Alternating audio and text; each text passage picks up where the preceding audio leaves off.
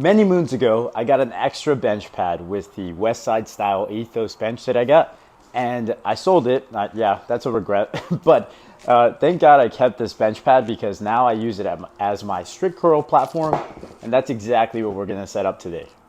So what I do is I'll take the bench pad and I'll just place it on the rack, and I'll take a couple of bands, actually just one, and wrap it around the J hook of the rack so that way it keeps the pad in place.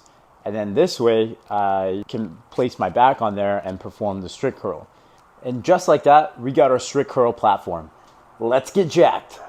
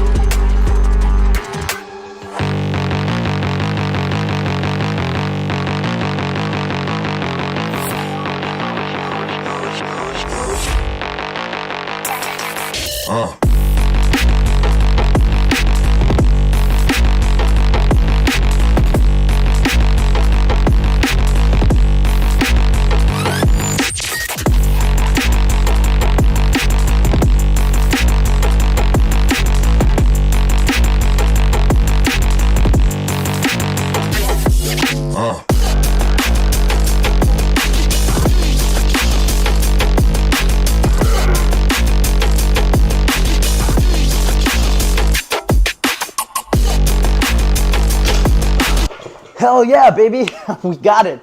About 2 pounds away from the heaviest weight that we curled in competition. This is about 96 pounds, and I think I did 98.5 pounds. So yeah, we're going somewhere, baby. Maybe we can beat that state record in the strict curl here in Texas. All right, so the strict curl rules are as follows, but I'll also place a little strict curl rule sheet right here on the side so that way you guys can follow along or read about what you want to read about. And essentially you're allowed to wear wrist wraps, a belt, and I think they said you can wear knee sleeves, but I don't know why you would wear those. The second thing to talk about is the actual movement itself. So you are wanting to grab the bar in a way that flexes your wrists towards you, and you're relying a lot on forearm strength for the first and ending portion of the movement, pretty much throughout the movement, if I'm being honest.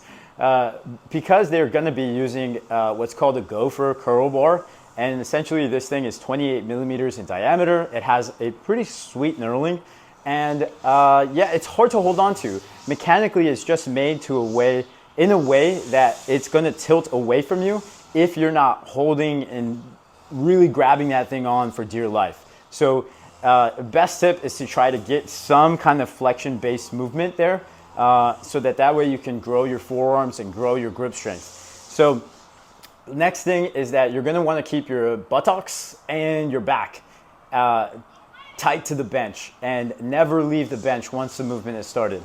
Your head can come off, but not in like a swinging or swaying manner. Essentially, you just want to keep all the swinging away from this lift. They do have a platform that's kind of designed to tell you how far your feet can go. So there is a limitation there. Try to keep your feet as close to you as possible without creating too much limitation. And from there, you're basically trying to perform what would essentially look like a drag curl into kind of a clean to get your elbows under the bar, and then you're just locking out with your biceps. So much more than just your biceps. So be as specific as possible. At least in this garage gym, that's exactly what we're gonna do. We have 3 more training blocks, a strength meso, another strength meso, and then a peaking block before we actually get to the meet, about 10 weeks away from the release of this video. And I'm super excited. I think it would be a super great day if I could get anything over 132 pounds. But as of right now, it's looking like that's a big wish.